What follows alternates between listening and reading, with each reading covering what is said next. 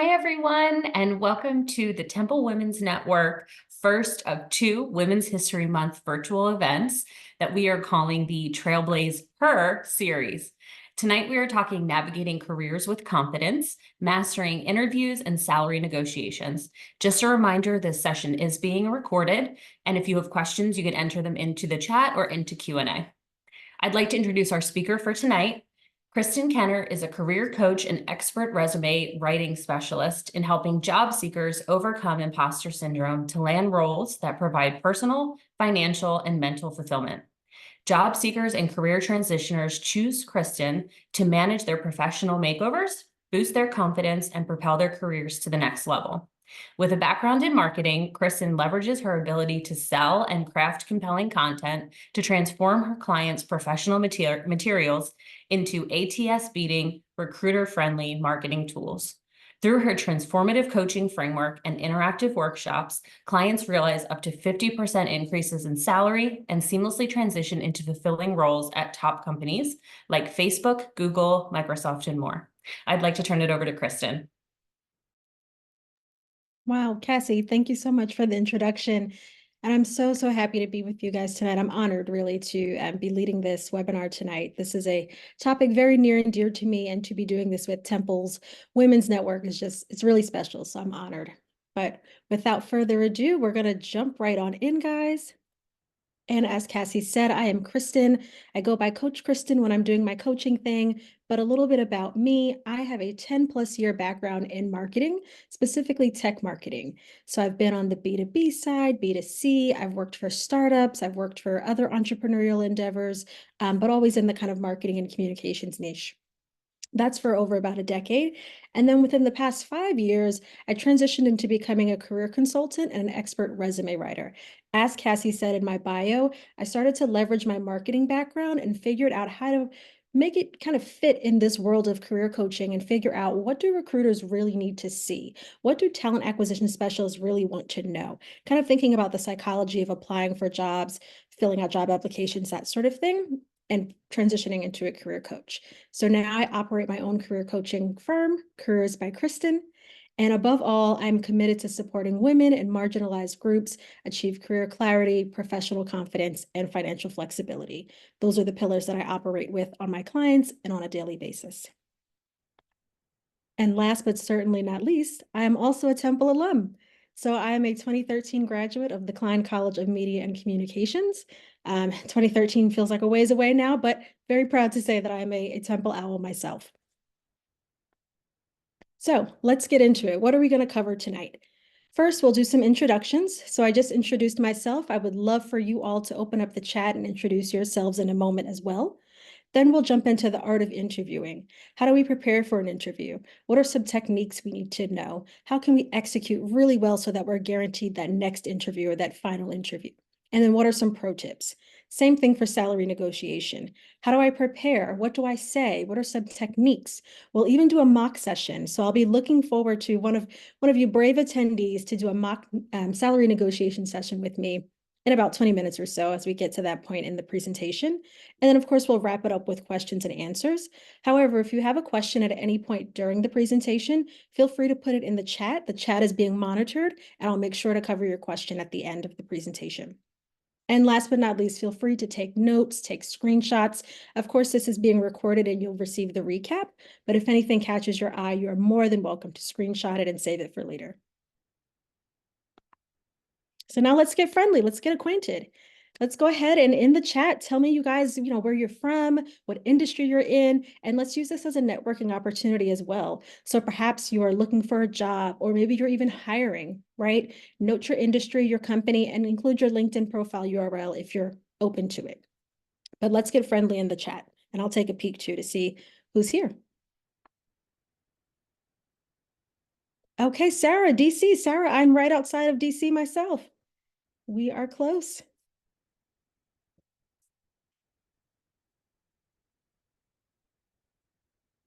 Tanisha, okay, another Temple alum, class of 2012. Yeah.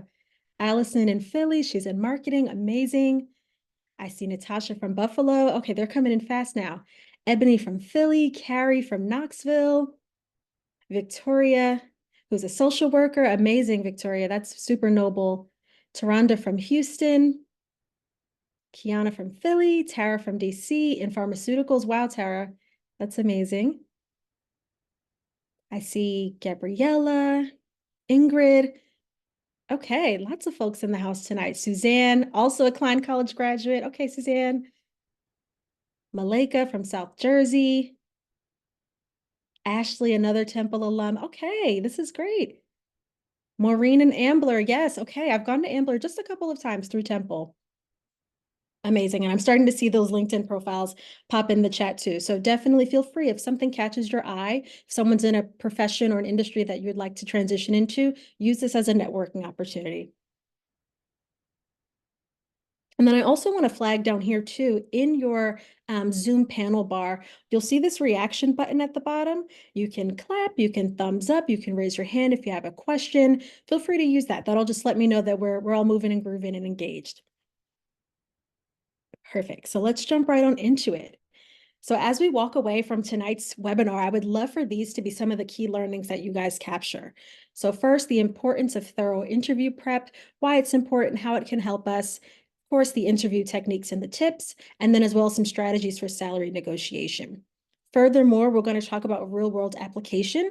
So that's that mock negotiation session that I mentioned. I'll share some tools and resources. And again, last but not least, I am all about empowerment and confidence. None of this works if we operate with a limited belief mindset or if we sit in a state of kind of fear. So I want to empower everyone on this call tonight to know that you are worth what you're going to ask for the next time you negotiate your salary, and that you have every single skill and know-how that it takes in these interviews.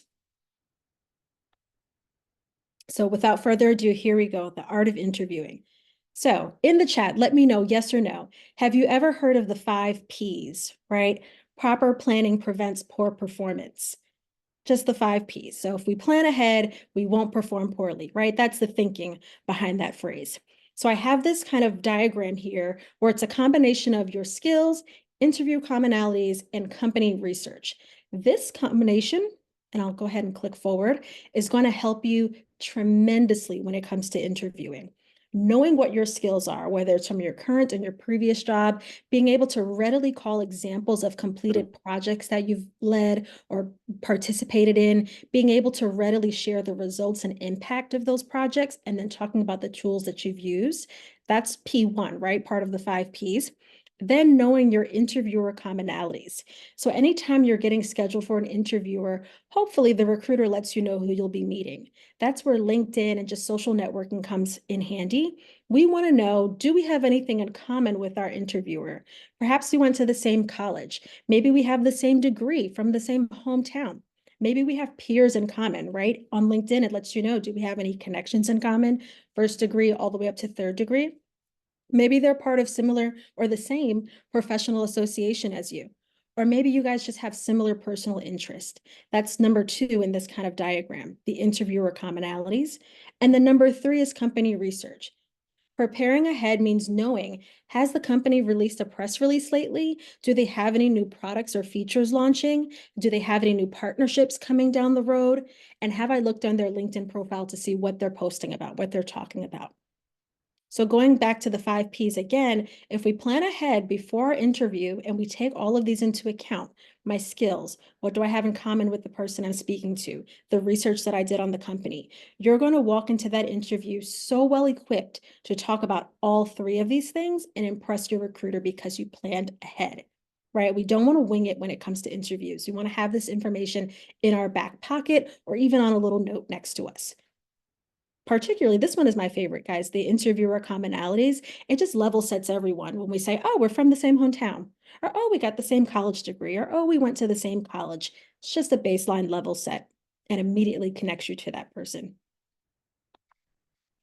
Further, specifically as it relates to your skills and company research, these 2 are going to help you answer these sorts of questions. How many times have we been in an interview and they just kick it off with immediately, tell me what you know about our company? Or why do you want to work here?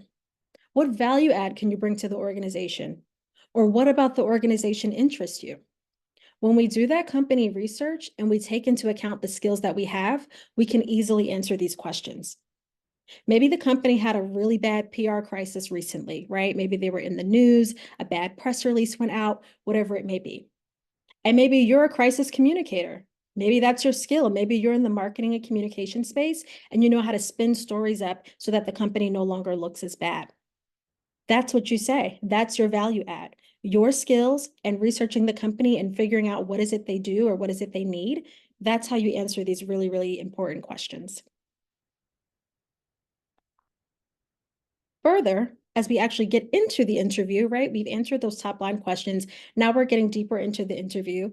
What are employees actually looking for? So instead of the 5 Ps, now we're doing the 5 Cs.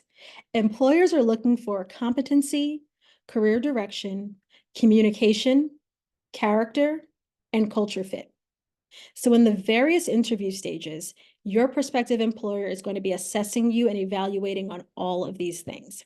Interview 1, which is usually kind of the phone screen, quick recruiter call, they just want to make sure you're competent, that you can actually do the job, that you have the skills listed in the job description. As you get further in the interview process, so interview number 2 and so on, now we're starting to assess you for your communication and your character. Can you communicate your wins? Can you communicate your losses? Can you effectively communicate how you will add value to this organization? And then, of course, your character. Are you a good person? Which everyone on this call is, but they're assessing you on things like that as well. And then lastly, they're assessing you on culture fit and career direction. Pardon me for not having career direction there. They're assessing you on those things too.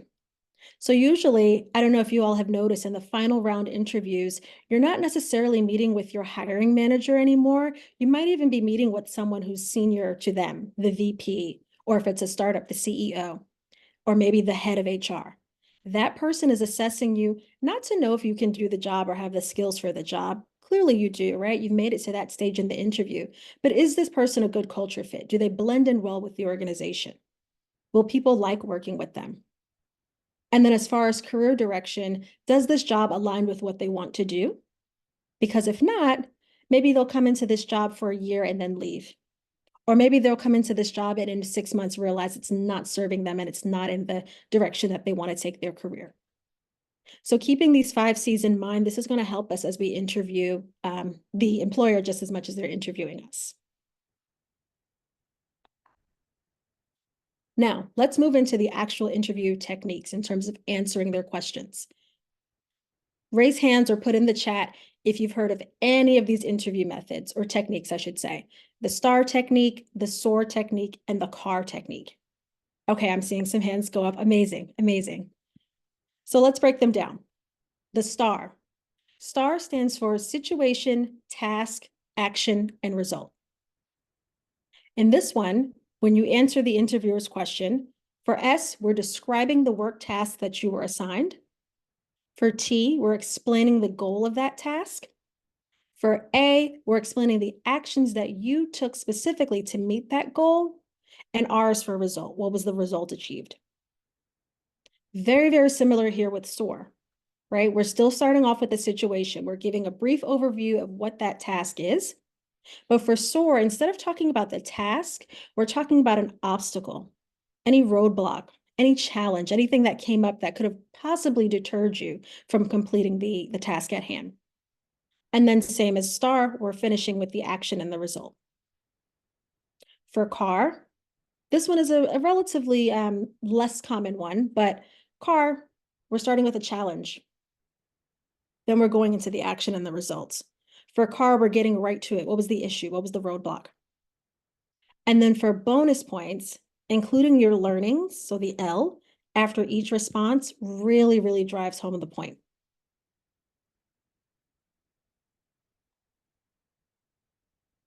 So questions for these sorts of technique might be posed as, for STAR, describe a project you recently completed. You would walk through the situation, the task, the action, and the result. For SOAR, describe a time you had to work with another team or department to complete a task. Or tell me about a time your idea and or plan was denied and what your response was. Remember that O in SOAR stood for obstacle. So they're kind of sort of feeding you the answer when they ask the question. They're looking for you to describe an obstacle. Maybe it's a time you had to work with another tough department, or an obstacle where maybe your plan wasn't approved, but you still had to get something done. And then for CAR, this one again is leading with the challenge. Describe a time you and a colleague disagreed on how to complete a work task. Describe how you manage conflict in the workplace. Or have you ever disagreed with a manager and how did you overcome that?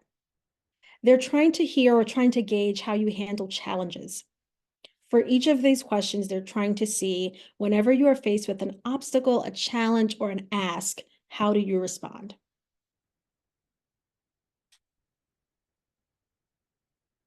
So, additional tips. Keep in mind, an interview is not a one-way street. So yes, your interviewer is primarily going to be the one asking the questions and you're primarily going to be answering them, but you're interviewing them too. You're trying to assess, is this a company that I want to work for? Is this a manager I want to work for? Is this a team that I want to be on? So with that in mind, you should definitely ask questions to make sure that they're meeting your expectations just as much as you're meeting theirs.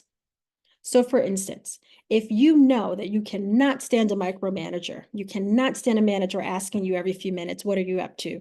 What's the progress being made on this project? Perhaps you would ask them, how would direct reports describe your management style? Or maybe you're someone who doesn't do well with ambiguity. Maybe you need to know exactly what they're expecting of you in this role. You would ask, what does success look like in this role? Right? We are expecting now the interviewer to let us know exactly what they're asking for and exactly what they want you to do. No more ambiguity. Perhaps you've had a sloppy onboarding experience at another company. Maybe there was no training, no onboarding. You can ask, what would I be doing in the first 30, 60, 90 days? Or maybe throughout the interview, they said something that was a little confusing. Ask them for clarification. Can you clarify your comment regarding an 80-20 hybrid schedule, right? Or whatever part was confusing you. You are asking them the questions that you need to know to make an informed decision to decide if this is a company you want to continue pursuing. So interview them just as much as they interview you.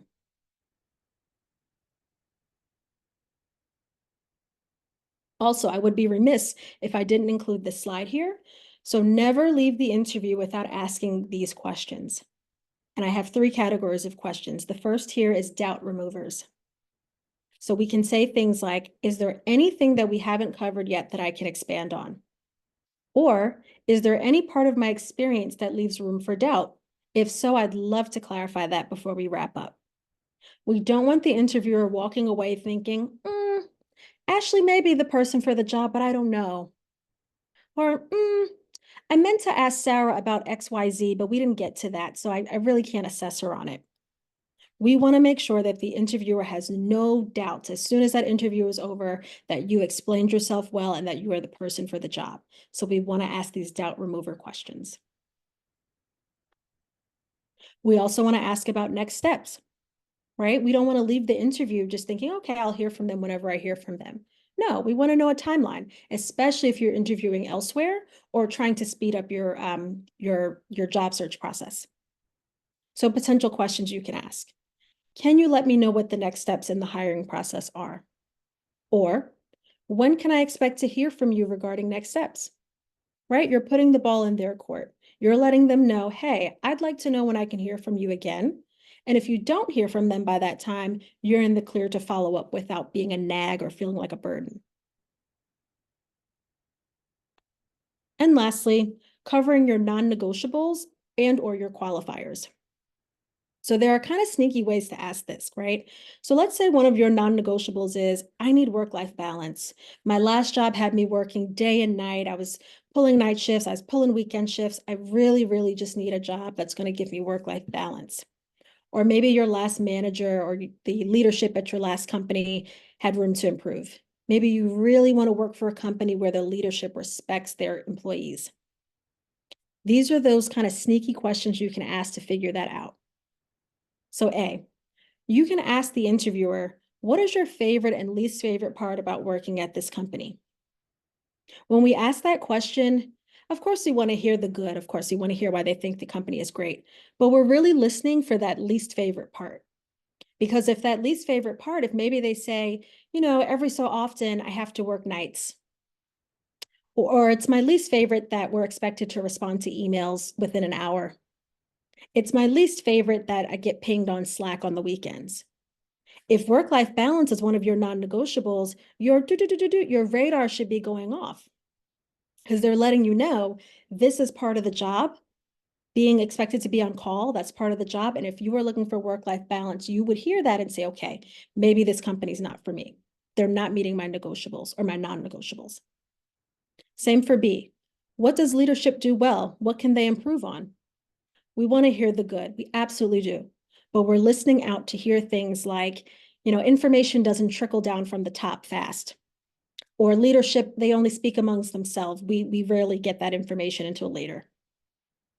Same for C. What are your hobbies or interests outside of work? If you ask an interviewer this, and again, whether they're your hiring manager, potential colleague, a potential peer, if you ask them this question and they pause, or it takes them a long time to figure it out, it could be a sign that there's very limited work-life balance there, or maybe that it's not encouraged. So just keep in mind, these are little sneaky ways to figure out what the culture is kind of like at the company and how things feel on a day-to-day. So I'm going to pause there. If there are any questions in the chat, I'm happy to take them now before we move into part 2 of negotiation. And I believe, Cassie, I think you were monitoring the chat. Hey, Kristen, Vanna here.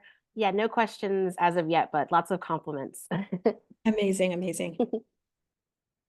All right, let's keep going. I'm rocking if you guys are rolling, so let's go. Negotiation. So when I speak to my clients about negotiating, the minute I mention that word, I can just see on everyone's face like, oh, that's a tricky one. Talking about money is a tricky one, right? We live in a society or a culture, especially for women, we're not expected to talk about money. We're not expected to be bold about it. We're not expected to ask for more. So people instantly feel a little icky or a little worrisome when we talk about it. So these are some common questions that I get. People will say to me, Kristen, what do I say? What if I actually get the courage to negotiate and they reject my negotiation or they reject my counter? The economy is not doing so well, so is it a faux pas to even ask for more money? When do I ask? Do I only get one chance? Is this my only chance? What can I negotiate? Is it just salary? Is it just money? These are all questions that I get. And they're all really, really good questions, particularly if you're someone who hasn't negotiated before, or if you have a little bit of fear and worry around it. But check this out. I'm going to try to bring down the fear of negotiation. So Webster, went to Webster, I went to the dictionary, negotiation. It is simply a mutual discussion and arrangement of terms between two people or a group of people.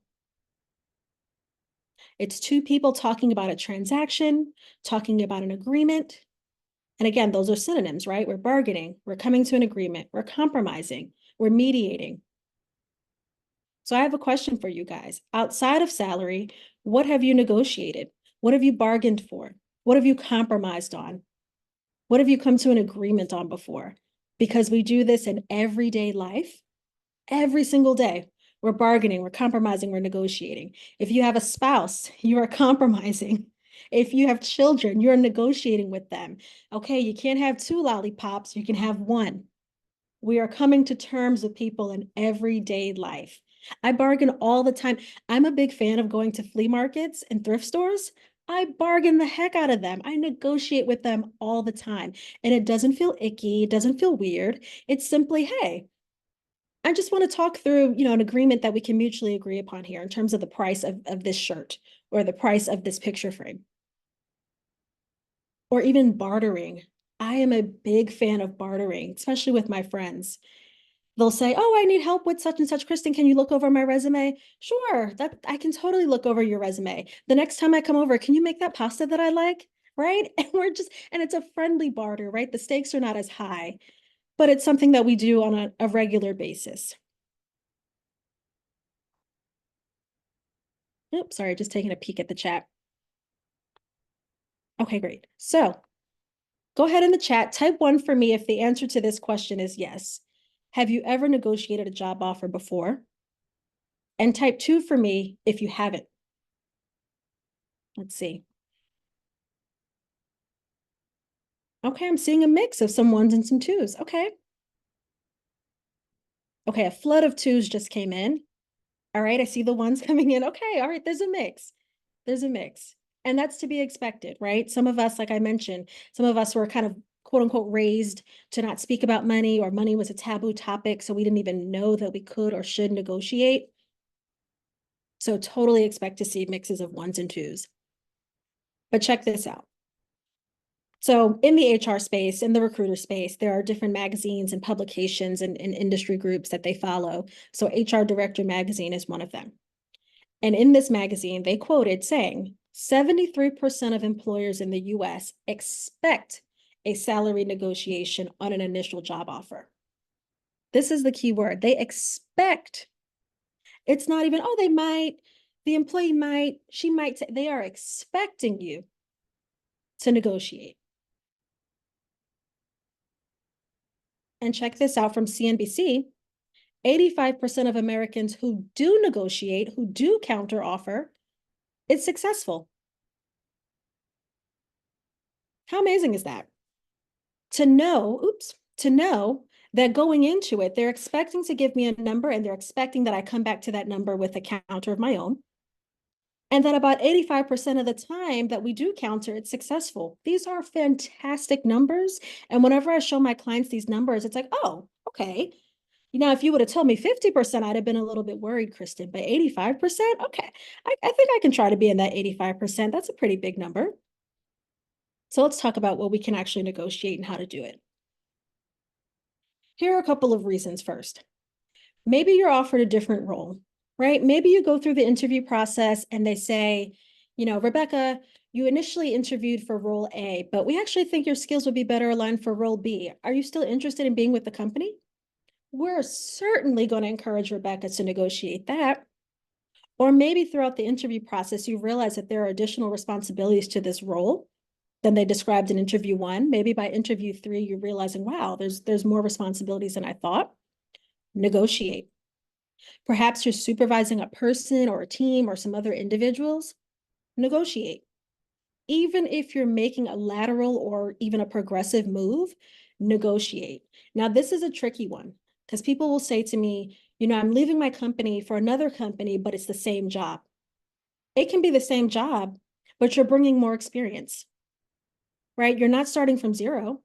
You're bringing the experience that you had at your current job and you're bringing that to a new company, and that is valuable. And you can certainly negotiate your salary for that.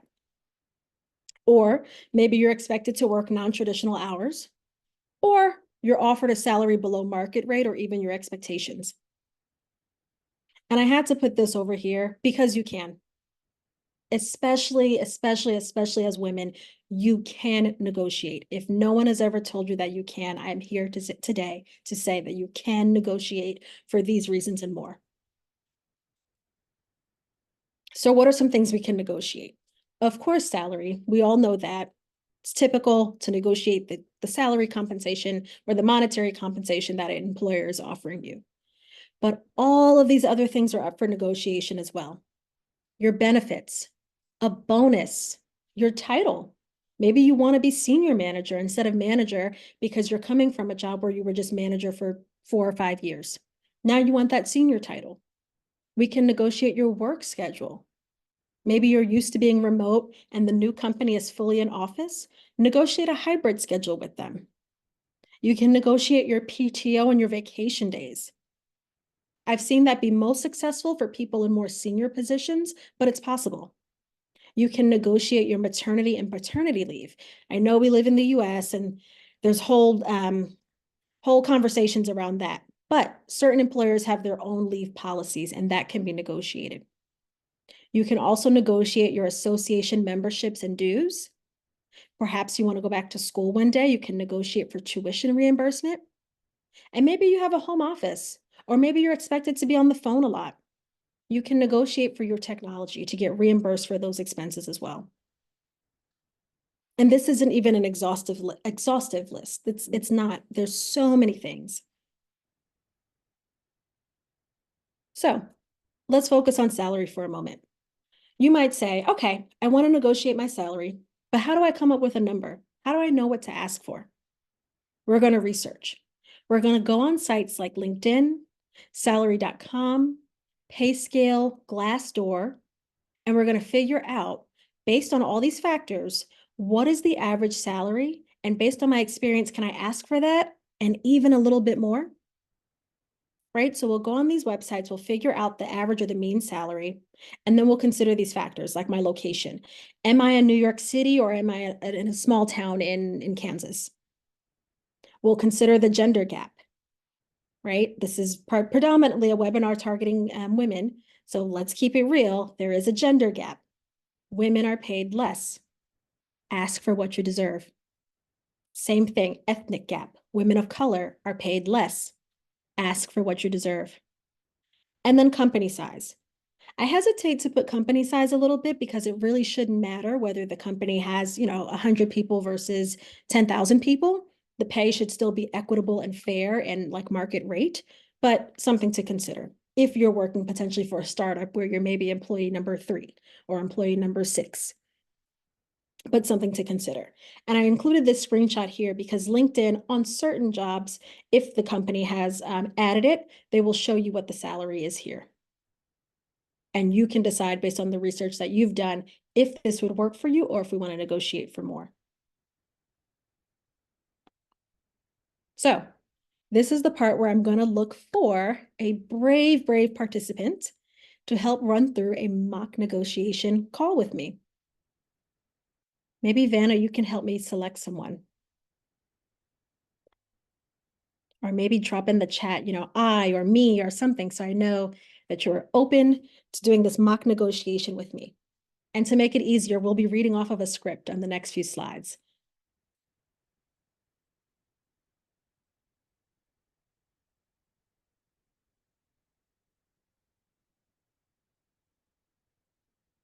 Okay, I'm starting to see a me come in.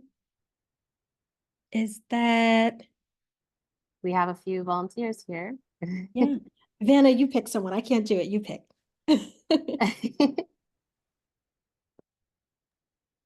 All right, we'll go with Kalina because Kalina popped in first.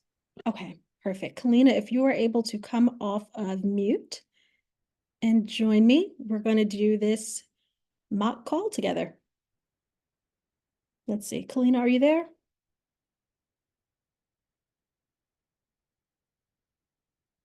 Hi, can you hear me? Yes, I can hear you perfectly. Great. All right, you ready, Kalina? I think so. I hope so. Okay, oops, actually, pause on that, Kalina. I'm going to come back to you in 2 more slides. I didn't realize I had this one in here. Stand by, Kalina. I'm coming to you in just a second. Perfect. But wanted to call this out. This is actually a good call out before we go into the mock. So when you are negotiating, there are 3 possible outcomes, right? A thumbs up, a thumbs down, or what we call a counter situation. So let's quickly visit each scenario. So scenario 1, you get a job offer, right? You have it in your hand. Woohoo, yay, they want to hire you. You like them, you're feeling good. Great. You see the salary and you say, oh, maybe I was expecting a higher salary. Or you see the title that they're formally giving you and it feels like a step down or a step back. Or maybe you're thinking, you know what, I want to go back to school while I'm at this job. Now is the time to negotiate. So you negotiate, you give them a counter. They accept it. Boom, done. You negotiated, they accept it. Kudos, you advocated for yourself. They're going to send you an updated offer letter, including everything you negotiated for. So now you get to sign that offer letter and walk into the role knowing that it's on your terms and exactly what you wanted. That's scenario number 1, right? That's the win. Scenario number 2, same thing. They offer you the job, they give you the job offer, you want to negotiate, so you do. But they reject your offer. Now we need to uncover the why. Typically, they'll let you know. Maybe they'll say it's not in the budget or that they can't, there's no wiggle room, there's nothing else they can do. They'll typically let you know why. And then instead of walking away, maybe there's something they can negotiate if it's not salary. If they don't budge on salary, can they raise your title? Can they offer you more days off? Maybe you can get a sign-on bonus. Maybe they can pay for your association dues, right? If this is a job that you really, really want, maybe if money is an issue, maybe these other things can be flexed a little bit. That's scenario number 2. And then scenario number 3. Again, we get the job offer, we negotiate the job offer, and they counter you back. So you counter them. They say, hey, we can offer you 50,000. You say, I want 65. They come back and say 57, right? So you guys just had a little bit of a back and forth. They countered your counter. And the good news about this is that's not a rejection. It's actually a sign that they want to work with you and they respected that you countered. Because if they didn't respect it, we'd be here. Scenario number 2. But they're countering you back. So here are our next steps. If you're comfortable with their counter offer back to you, great, you have yourself a new job.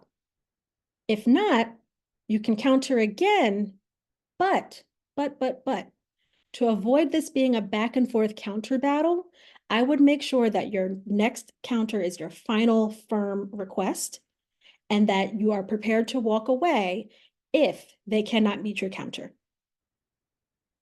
So remember we said they offered 50, you asked for 65, they came at 57. If you really, really want 65 and you go back to them with 65 and they say no, or you have to be prepared for a no, essentially. You have to be prepared to walk away if they can't meet your second counter at this point, because we don't want to have a back and forth counter battle that goes on and on and on. Okay, so now, where's my girl, Kalina? Let's do this. I'm here. Alrighty. So Kalina, you and I are going to do this mock call. Perfect. I'm going to be the employer, Kalina, Mm-hmm. and you're going to be the candidate. Okay. And for everyone listening, this is typically how negotiation calls will go, especially if you're working with one of those 73% of recruiters who are expecting this to happen anyway, right? So here we go, Kalina. I'm going to call you. I'm going to say ring, ring, ring, ring, ring. Congratulations, Kalina. We are so happy to offer you the position of Associate Software Engineer at Facebook with the starting salary of $75,000. I'm going to email you over an offer letter. Kalina would say, Thank you so much for this offer. This is very exciting. I'd like to take just a day or two just to look it over. which is commonplace, right? A good recruiter should not expect you to answer and be signing in the next 5 minutes. They're going to give you a minute or two to think it over, or excuse me, a day or two to think it over. So here we go. A day or two later, Kalina calls me back, ring, ring, ring, and she says, Thank you again so much for this offer. After looking it over, I noticed we're just a little ways apart on salary, taking into account the responsibilities of the role as discussed with members of the team, the skills I bring, and standard market rate. This role typically pays about $90,000. Is it possible to get closer to that number? so now Kalina's countering me. And Kalina's not making this up out of thin air, right? She's citing her sources. She's already interviewed with a team member, so she's taking into account the responsibilities of the role. She's a great interviewer and she knows her skills and her value add, so she's bringing that to the table. And she's done her research of standard market rate. And so now she's countering me with 90,000. As a recruiter, because I don't necessarily have final say, I do have to take it back to the team. I'll say, I'll take this back to the team and we'll see what we can do. And then Kalina. Great. I'm super excited to join the team, and I'm super eager to see if we can reach a package that mutually works. Amazing. And so now I take it back to the team. I talk to our HR folks. I talk to our finance folks. I come back to Kalina. So I ring her again. I say, hey, Kalina, I've talked it over with the team, and the best we can do is offer a $5,000 increase to bring you up to $80K annually. Kalina would say, Thank you so much for taking this back to the team. 80,000 is closer to the standard range for this position. To help bridge the gap, are you open to discussing some non-salary items? and I'll say, what did you have in mind? I'm a member of 2 professional organizations in my field, and have the membership dues subsidized would be awesome.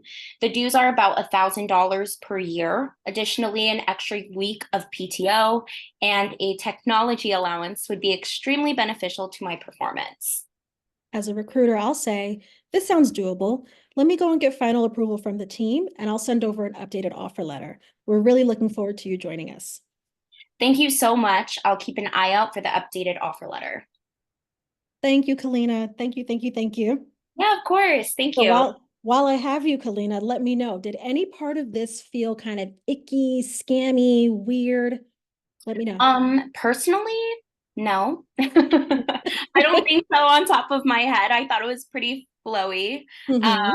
So yeah, especially towards the end when, coming back after the employer talked with the team, I think kind of bridging that gap between the 80 to 90,000 was really smooth. That's the part that I actually want to focus on. So thank you for calling that out, Kalina.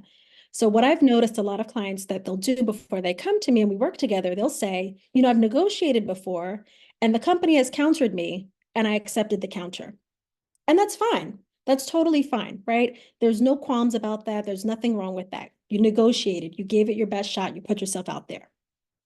But wouldn't it feel great if you negotiated and you got countered and there was maybe still a little bit more you wanted and you asked for that too? So instead of them being able to meet you at the 90,000, fine, the 90,000 is off the table. Aren't there some other things that would make you feel a little bit more fulfilled walking into this role? Other things like, okay, I'm not going to have the 90,000 salary. Maybe they can help me pay my association dues. Why not? Or maybe they can offer a technology reimbursement. Why not? These are things that would smooth your worries and make you feel a little bit more comfortable walking into that company and walking into that new role without you having to think about, oh man, I can't get the salary I want. I might not be able to pay for my dues or whatever it is. It just smooths those worries. And believe it or not, these companies, they have the money. And so for us, thinking of $1,000 membership dues every year, we're like, oh my gosh, $1,000, that's a pretty big amount. For the Metas and the Googles of the world, $1,000 is 25 cents in their budget, right? So it's like, okay, she wants the $1,000 membership dues, fine, no problem.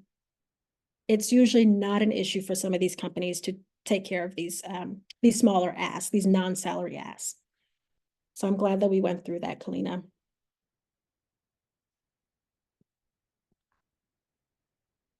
Okay, so here we are on key takeaways. So 1, negotiating isn't a bad thing. Employers are actually expecting us to do it. 2, we're leaving money and benefits on the table every time we fail to negotiate. And I'm going to bring back the gender gap. As women, if we do not negotiate, we are stifling our future earnings. If we continue to continue to accept, not ask, if we continue to accept the same salary, job after job, we're never earning more, especially when you take into account inflation. If inflation is 7%, and we're maybe not even getting a raise or getting a 3% raise every year, we're losing money. And if we get a new job and we don't at least make a 7% increase or ask for a 7% increase, we're losing money every single year. So negotiating your salary at the start of your job is one of the best ways to ensure that you are financially getting ahead, saving for a rainy day, and making sure that you have the earnings and the security and the finances in the future. Number 3, negotiating is a skill. So the same way Kalina and I just went through that mock negotiation session, I do that with my clients as many times as we need to until you feel confident asking for what you want. We even go over your offer letter together. They'll give me the offer letter. We'll take a peek at it together, literally pencil on paper and say, okay, what can we negotiate? How can we practice this so that you feel comfortable doing it in real time? Number 4 is a piggyback off number 2. It can set you up for years to come. Number 5, this is a must. Know your walkaway point. If a company is not valuing you, you have to value yourself. If a company is underballing you or lowballing you, that is a sign of what it will look like or what it will feel like for years and months to come within that company. A company should know your worth just as much as you do. And then number 6, the answer is always no until you ask. So something else I always say is you don't tell you no, you let them tell you no. Right? If I tell myself no, I can't sleep with that at night. I can't sleep at night knowing that I didn't even try to advocate for myself. I can sleep at night if another, person is like, oh no, I can't do it. Fine, that's them, that's not me. But I can't sleep at night knowing that I didn't at least try. So here's some resources in terms of the negotiating and the salary.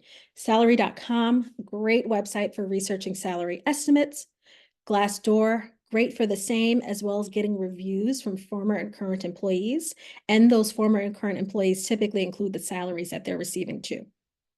Jobwell is another great resource for company insights and job seeking. Same for the Muse.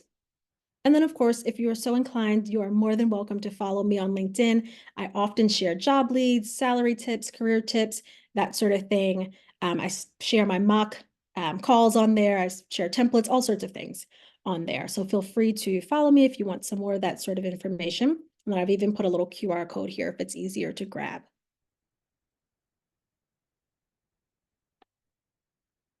And I'm more than happy to, if any of you on the call tonight want to get on the call with me for about 20 minutes to talk about whatever it is, right? You can see some of the topics that I cover here: career transitions, promotions, lateral moves, salary, feeling stagnant in your career, not knowing what you want to do next, resumes, whatever have you. I am more than happy to meet with any of you tonight.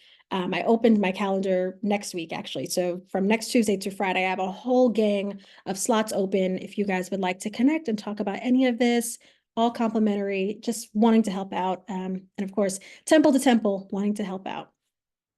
So feel free to grab that link or that QR code as well. But that is pretty much it. That's all I've got for us tonight. And I am opening it up for a Q&A.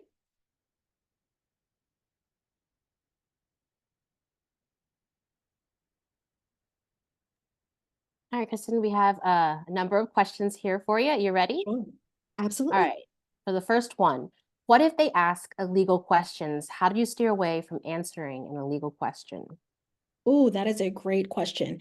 And so that question actually depends on sometimes what state you're in. Certain states have their own requirements about, you can't ask about salary, or you can't ask about marriage, kids, that sort of thing. And you can say that. If you know that that is illegal in your state, your county, your district, wherever, you can say, I hear your question. However, it's illegal to ask that question. Or I hear your question, but I'm not comfortable answering because I know it's illegal to answer and I don't want anything held against me. All right, thank you. Mm-hmm. Next question. Do you find your clients have successfully negotiated on PTO? I find this one really challenging, and it's hard to feel good about coming away with less vacation time when changing jobs. That's a great question too. And when we covered that, I mentioned it too. I said the clients that I have that have found success with that have mostly been senior level in their positions or in their careers. So we're talking about directors, VPs.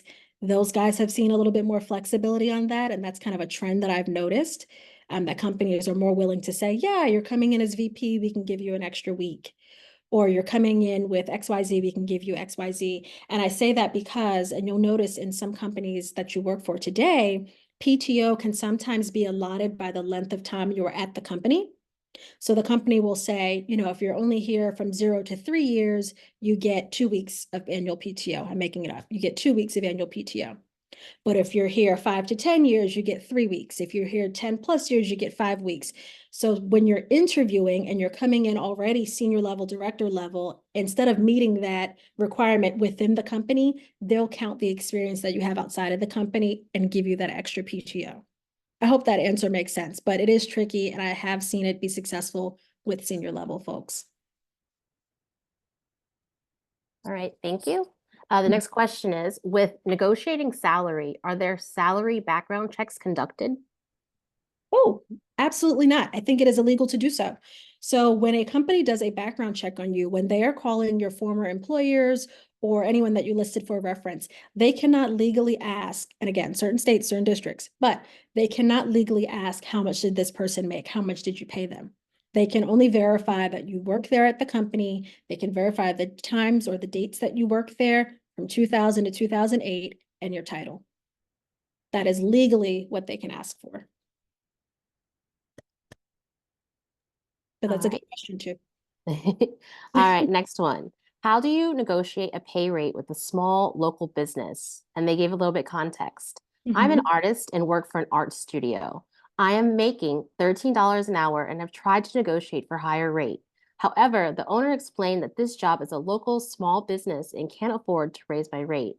I love my job, but the pay is low for the degree and experience I have. And also what my position is. What should I do? Also, how often should you negotiate?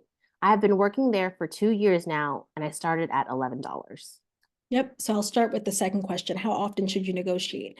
Whenever you feel that you are upskilling, and whether that means you on your own time went on LinkedIn and you took a LinkedIn course to upskill, or maybe you took a class somewhere, or you completed a project, whenever you feel like you are adding value to your own experiences and your skill sets, and you're bringing that value to your company, that is a time to have a conversation with your boss. I would go to my boss and say, hey, boss, I just completed this project management certification. I'm really excited to bring that to the company. Can I, be assigned a project where I can show you what I can do, or can I take on extra responsibility and then have a conversation at the end of that about my salary or about my pay rate? That's how I would do your second question. That's my answer to question number 2. And then question number 1. So I've noticed this too. A lot of folks are working for either smaller organizations or sometimes even nonprofits or grant-funded organizations and jobs where there literally is no wiggle room in the budget. For the person that asked that question, would you be open to negotiating non-salary items with your company? Because that might be the way to go, right? So if your company is grant funded or nonprofit, they probably can't really budge too much on salary, but maybe there are other things they can do. Maybe they can give you reimbursements for going back to school or taking courses and classes, that sort of thing.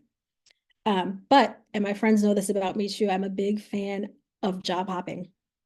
I hate to say it. I don't want to be that girl because I want everyone to work at a job in a company they love, but I also want everyone to eat and pay their bills too. So if you're at a company for X amount of years, in your case, I think you said 2 years, and they're not budging on salary, they're not budging on non-salary items, it might be time to consider elsewhere.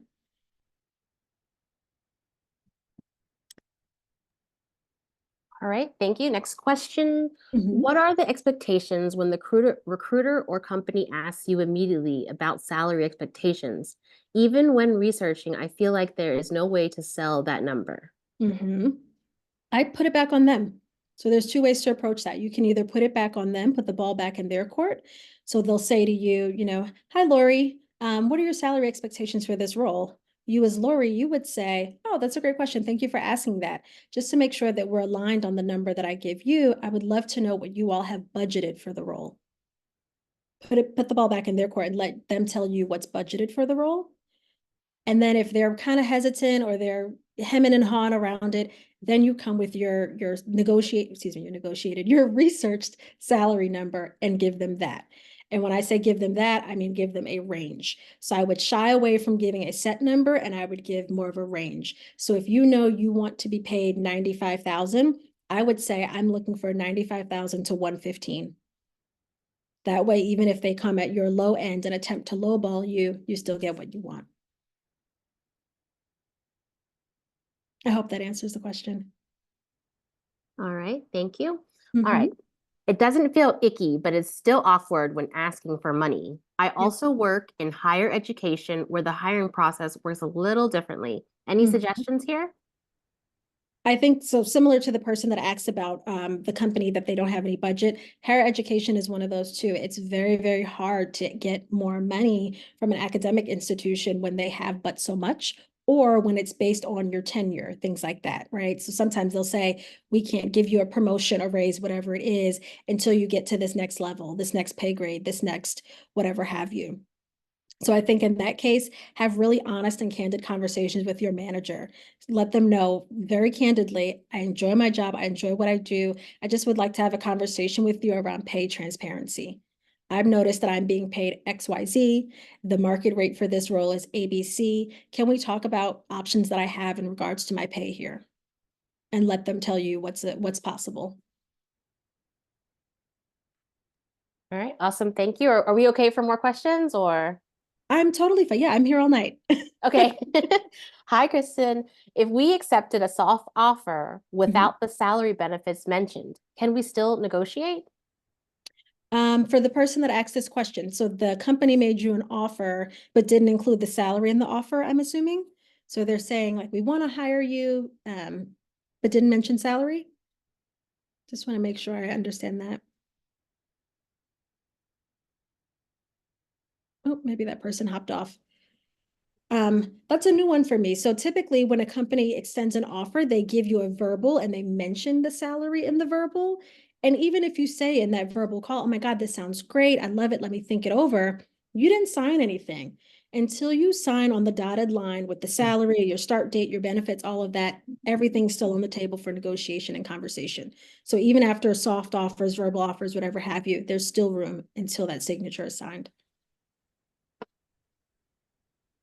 All right. Thank you so much. All right. We have 4 questions left here. All right. Yeah. Let's see. Often job offers are given over email. So should you ask to schedule a call to discuss the offer in order to negotiate or negotiate over email? Fantastic question. And I'm going to update my slides because of that question. I say call. I should have put that there, but definitely call because it is much harder. And this is where my marketing background comes in and like the psychology of how humans operate. It is much harder for someone to tell you no on the phone than it is on an email. I can easily respond to your email and just be like, nope, send, move on with my day, not even think twice about it. But if you have me on the phone and I'm talking to you and I'm hearing you and we're having a conversation, it's hard for me to tell you no right then and there. My gut instinct is just, let me just take this back to the team. So just for the psychology purposes alone, I would have that conversation on the phone versus email. All right. Thank you. Next question. How do you navigate negotiating for entry-level jobs or more competitive jobs? Yeah, so I'll answer the competitive one first. Even if the job is competitive, they offered it to you. So I think there might be a limiting belief at play there for us to say, oh my God, this is such a competitive job. How do I negotiate? They offered it to you. They want you. Out of all the competition, they want you. So then you just treat it like any other negotiation, competitive or not. And then for entry-level jobs, same thing. If you're coming in at an entry-level position and you have extended experience, and that doesn't mean, let me think of how I want to frame this. It could be an entry-level job to the organization, but it's not an entry-level job to you. So the organization might be looking for entry level, but you have a little bit more experience. Treat it as a regular negotiation. Always treat it as a regular one.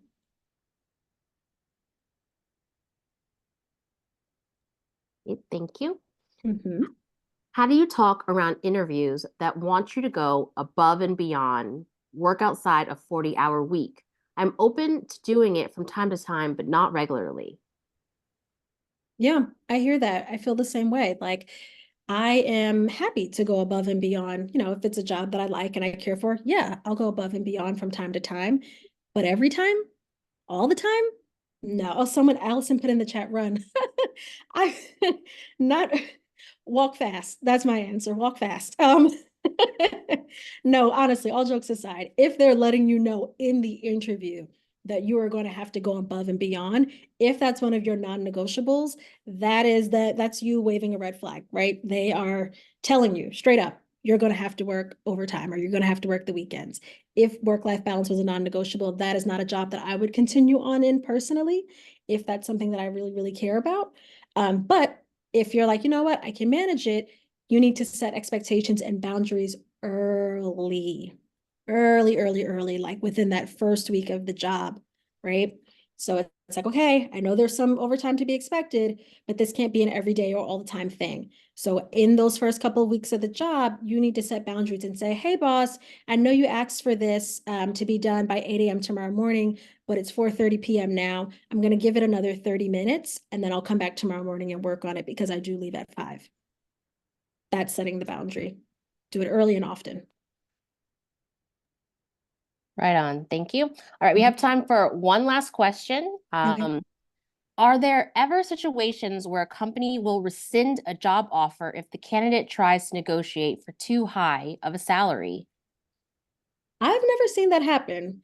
And it could be because I've never encouraged someone to say, oh, you got an 80,000 offer, go ahead and ask them for 200K, right? We're taking little skips. We're not taking big leaps. We're not shooting them out of the ballpark. So I've never personally seen a job offer get rescinded, but it could because I've also never seen someone make a huge, a whole nother job leap.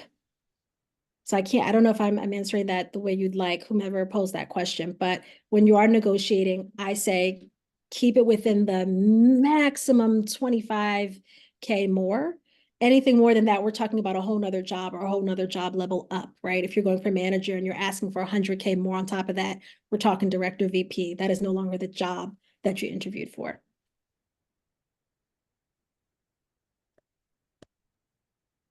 All right, so that wraps up our Q&A. Thank you so much, Kristen. That was such a wonderful presentation. I mean, I was trying to scribble down notes and, I just, yeah, love it. Okay, thank you so much. And then next we want to introduce Pat. Pat, welcome. Hi, everybody. Kristen, that really was fantastic, start to finish. That was awesome. Thanks so much. Hi, everybody. I'm Pat Fleege. I'm Director of Temple Professional Network, which is your alumni career resources, and that's what the slide's about. So we just wanted to share that, after tonight, if you're looking to dive back into these topics, there are some Temple-specific tools and resources that you all have access to. So they're on the TPN homepage, which is here on the slide, alumni.temple.edu/TPN. We've got quarterly newsletters that go out about this topic too. 4 key tools that I wanted to highlight were Owl Network, which is great for networking, supplement LinkedIn, Career Shift, which is a job posting aggregator and job search organization tool, JobScan, which gives you AI-powered resume scans, and then connected to tonight's content is Big Interview. So if you are looking to dive into interview practice or you land an interview and you're like, oh my goodness, it's tomorrow and I feel like I need to prep, this is a really, really useful tool that has both generic general questions and industry-specific questions. So that way you can record yourself, see your answers. It also has an AI analysis tool embedded in it. It has a salary negotiation curriculum too to supplement all the great advice that Kristen shared here tonight. But just wanted to make sure that you're all aware of these awesome tools to keep the career search journey going and help you along the way. Just thanks so much for a few minutes and good luck on everybody's search or wherever you're at in the process. Thanks, Pat. And thank you, Kristen. This was so amazing. I feel like I learned so much that we can use. Before we go, I just want to talk a little bit about some upcoming Temple Women Network events. So as I mentioned in the beginning, this is the first of 2 series for Women's History Month. So if you liked this, please feel free to join us again next Wednesday at the same time, March 27th. That's going to be focused on career mapping. So exploring your deepest aspirations, clarifying your vision, and aligning your values with your professional goals. It's also a virtual event. In addition to that, we have an event on April 27th, which is a philanthropic event, Cradles to Crayons, and it's a community service day. We have 2 sessions, a morning and an afternoon session. And Cradles to Crayons is a giving factory to help process package donations to help children living in poverty across the Philadelphia region. So really impactful right here at home. And then our last and most signature event of the year is our 7th annual Temple Tea, which is May 11th at the Sofitel Hotel in Center City. It's the day before Mother's Day. You can sign up. You can bring your mom as a guest or a family member or a friend as a guest. It's a very traditional tea. There'll be tea sandwiches, pastry. It's a really great networking and social event. And we also encourage everyone to wear a fascinator or a fancy hat. We do a full fashion show and there's a prize at the end. So thank you all so much for joining us tonight. We look forward to seeing you next week for the 2nd series. Again, thank you so much, Kristen, such valuable information. And this was recorded, so all of the information will be provided after the session. Again, I put the link in for the Temple Women's Network website for you to be able to register for next week and any future events. Thanks, everyone, and have a great night. Bye, everyone. Thank you so much.